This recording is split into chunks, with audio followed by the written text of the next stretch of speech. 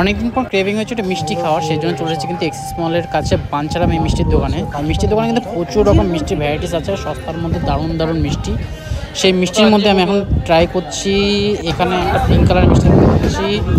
আর varieties তো প্রচুর রয়েছে এখানে। গোলাপ জামুনগুলো কিন্তু সত্যি দারুণ দেখতে, কালো কালো।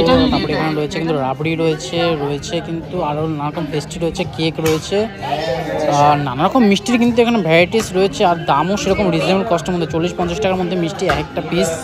মানে আমি তো একটা মিষ্টি নেবো, দুজন মিলে আধে করে খাবো, এরকমভাবেই নেবো। যাই হোক, আমার এই মিষ্টিটা পছন্দ হয়েছে, এইটা একটা নিই, আর একটা অন্য কোনো আইটেম দেখছি।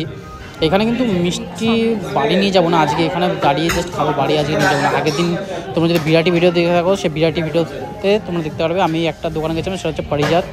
সেই পারিজাত থেকে কিন্তু মিষ্টি বাড়িতে নিয়ে গেছিলাম। আর এখানে দেখো দুটো মিষ্টি নিয়েছি, এটা কিন্তু কাজু দিয়ে তৈরি। এটা খেয়ে জাস্ট অসাধারণ লেগেছিলো, আমার অসাধারণ লেগেছিলো। সেই জন্য কিন্তু আরেকটা মিষ্টিও নিয়ে নিয়েছিলাম এখান থেকে। কাজু আর খোয়া কিন্তু প্রচুর আইটেম রয়েছে এখানে। একটা নিয়েছি মিষ্টি, এই মিষ্টিটা কিন্তু সত্যি অপূর্ব ছিল, দারুণ। এটা কিন্তু কোনো সন্দেশ মাখা দিয়ে বানানো, দারুণ কিন্তু এই মিষ্টিটা।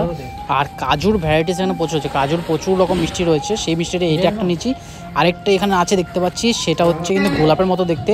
এই যে গোলাপের মতো, গোলাপের পাপড়ি, এই মিষ্টিটার দাম কিন্তু মাত্র 30 টাকা। আমি যা মিষ্টি হচ্ছে গোলাপ ফুল, এটা খেতে বেশ ভালো, কিন্তু এরকম কিছু মিষ্টি বাঞ্ছারামে প্রথম অনেকদিন পরে এসে মিষ্টি খাচ্ছি। সস্তার মধ্যে কিন্তু প্রচুর ধরনের মিষ্টি এখানে খেয়ে নিলাম। এখানে তোমরা আসতে হলে কিন্তু এক্সিস মলে একদম বাইরে রয়েছে বাঞ্ছারামে, ছোট্ট একটা আউটলেট, কিন্তু এখানে প্রচুর রকম মিষ্টি রয়েছে। অ্যাটলিস্ট কেসি দাস থেকে অনেক বেটার। আর ও একটু ট্রাই করে নিচ্ছে। আর ভিডিওটা যদি তোমাদের ভালো লাগে থাকে তাহলে অবশ্যই কিন্তু লাইক শেয়ার করতে ভুলো না। আর পেজে যদি নতুন থাকে পেজটাকে অবশ্যই ফলো করে নিও।